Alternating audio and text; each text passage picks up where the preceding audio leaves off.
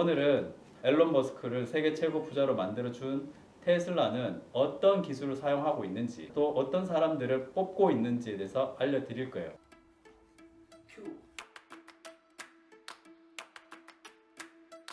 네, 안녕하세요. 윤혜식입니다.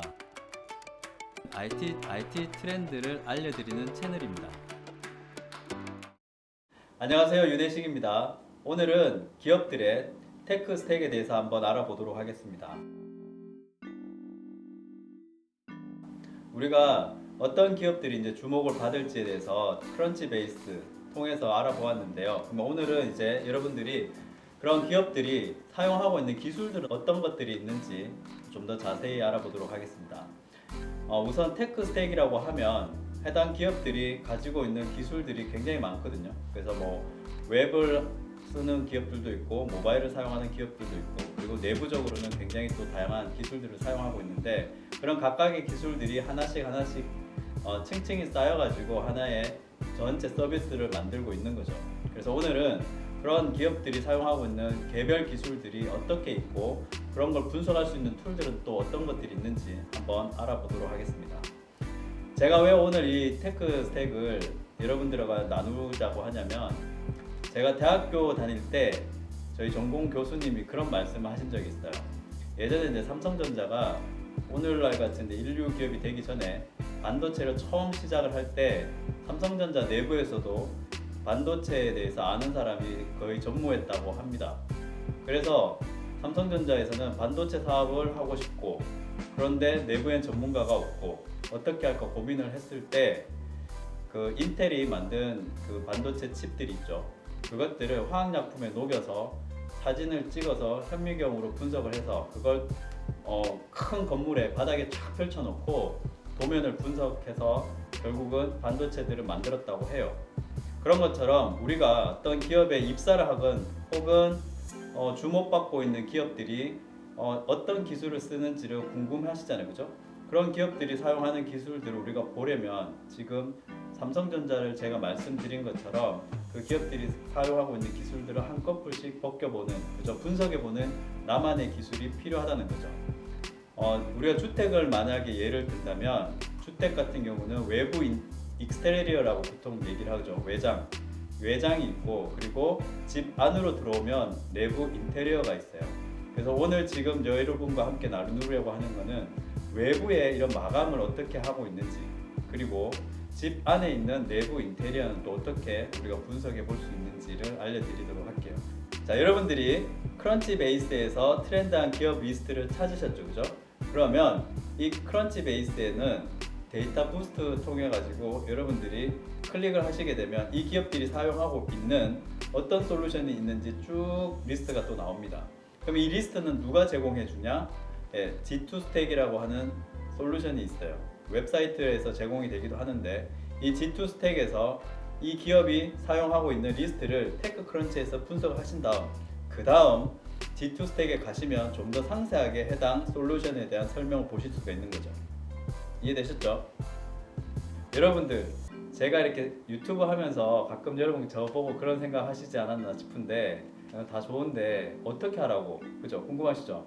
그래서 오늘은 제가 화면 캡처를 다 했어요. 해가지고 여러분들한테 과연 그런 툴들을 어떻게 사용하는지 보여드릴 거예요. 그리고 그 첫 번째 기업으로 제가 꼽은 게 바로 테슬라입니다. 테크놀로지 탭을 여러분들이 클릭을 해보면 테크놀로지에 어떤 기술이 사용되고 있을까요? 자, 하이라이트 부분에 보면 현재 42개의 기술을 테슬라에서는 사용을 하고 있어요. 주로 이제 모바일이랑 그다음에 홈페이지에서 사용하고 있는 기술이죠, 그죠? 자, 이걸 한번 클릭을 해볼 거예요. 이게 우리의 관심사입니다. 그래서 컴퍼니 테크 스택 바이 G2 스택이라고 하는데, G2 스택이라고 하는 회사가 전 세계에 굉장히 많은 솔루션 정보를 가지고 있다고 말씀을 드렸죠. 그 G2 스택이 제공하는 정보를 토대로 이 크런치베이스는 테슬라가 사용하고 있는 기술의 목록을 쭉 보여줍니다.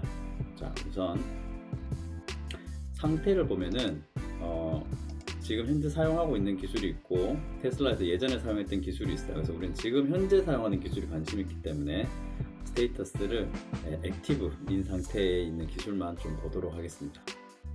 좀 화면 확대를 하면 굉장히 많은 기술들이 있어요. 그래서 우선은 카테고리별로 보면은 뭐 이메일 마케팅을 하기 위해서 홈페이지나 모바일에서 이메일 마케팅을 또 하겠죠, 그죠? 스노비오라고 하는 저 사이트 같은 경우는 구글 검색하게 되면 굉장히 많은 이메일을 추출을 해서 그분들한테 이메일을 보내고 얼마만큼 도달을 했는지 그런 것들을 좀 더 쉽고 자동화해 줄 수 있는 툴이에요. 이런 것들을 테슬라에서 사용을 하고 있는 거죠. 그리고 테슬라에서 이제 결제 관련돼서는 애플페이를 또 사용을 하고 있고요. 그리고 소프트웨어 개발 그죠? 개발 같은 경우는 부트스트랩이라는 걸 사용을 하고 있습니다.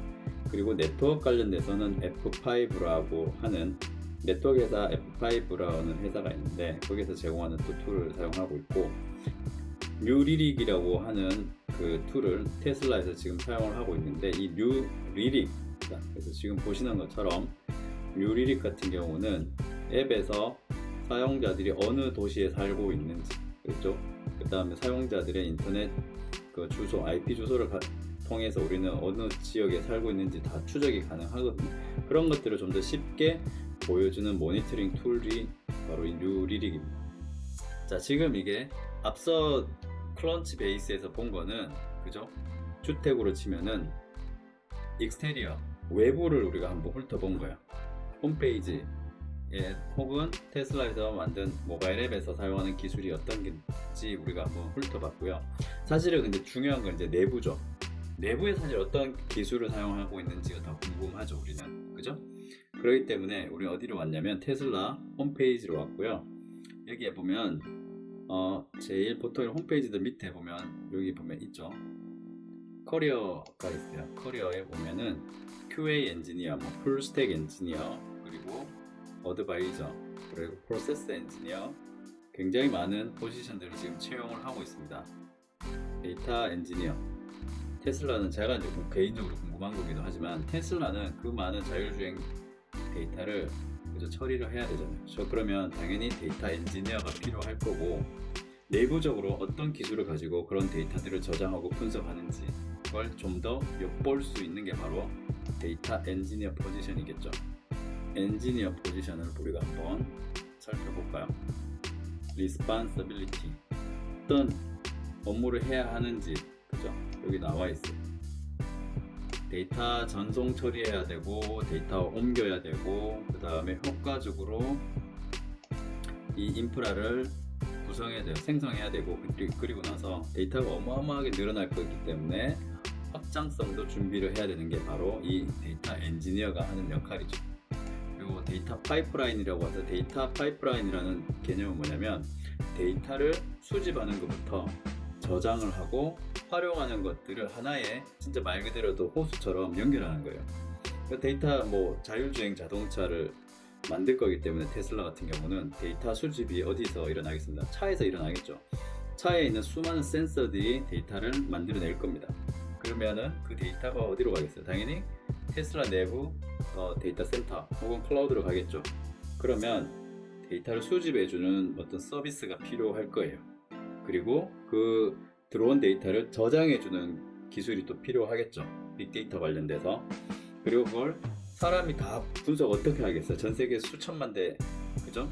자동차들 지금 뭐 수십만 대, 수백만 대가 되겠지만 나중에 이제 수천만 대가 늘어나면 그 많은 자동차들의 데이터들을 실시간으로 분석을 해야 되는데 사람이 못하죠. 결국은 인공지능 쪽으로 연결을 해야 됩니다.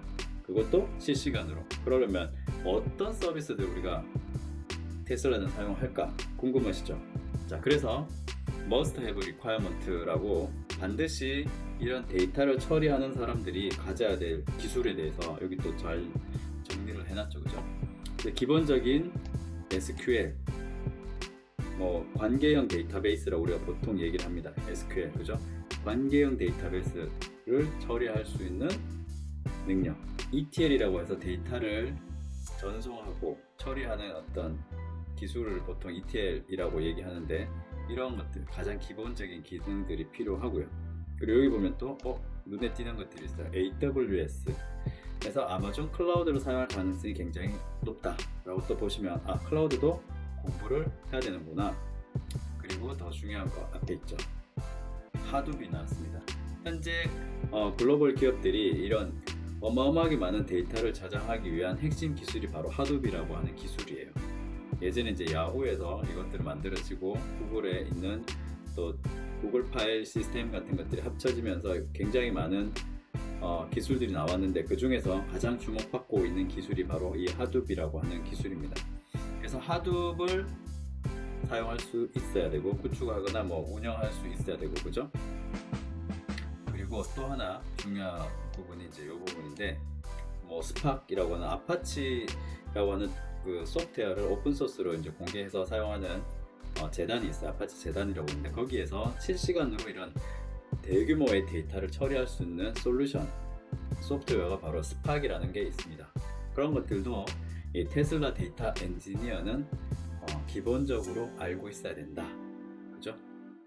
그리고 이런 데이터들을 처리하기 위해서 빅데이터 기술 중에서 뭐 구글에서 만든 시작됐죠. 맵리듀스 방식 같은 것들을 또 사용할 수 있어야 되고 뭐 카산드라나 카프카 같은 이쪽에 지금 말씀드리는 게 다 빅데이터 관련된 생태계에서 사용하는 기술들이에요. 뭐 자세한 거는 나중에 여러분들이 이 테슬라 사이트에서 한번 찾아보시면 되겠지만 어쨌든 이 그 JD를 통해서 업무 기술서를 통해서 여러분들이 확인해 볼 수 있는 거는 테슬라는 기본적으로 하둡 기반 위에 그 자율주행 데이터 전기 자동차에서 나오는 데이터를 저장을 하고 실시간 분석을 하기 위한 어떤 기술은 이런 스팍과 같은 기술들을 또 사용하는구나 라고 여러분들이 구글링을 각각의 키워드별로 한 번만 해보시면 어떤 기술인지 이걸 왜 쓰는지 혼자 이렇게 생각해 보실 수가 있겠죠. 자, 그래서 오늘은 제가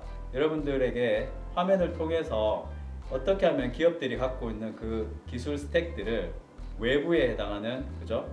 외장재를 분석하는 방법들 그리고 내부의 인테리어에 해당하는 기업 내부에서 사용하는 기술을 분석하는 방법 두 가지를 설명을 드렸습니다. 그래서 이제 남은 건 바로 여러분 몫이겠죠. 오늘은 여기서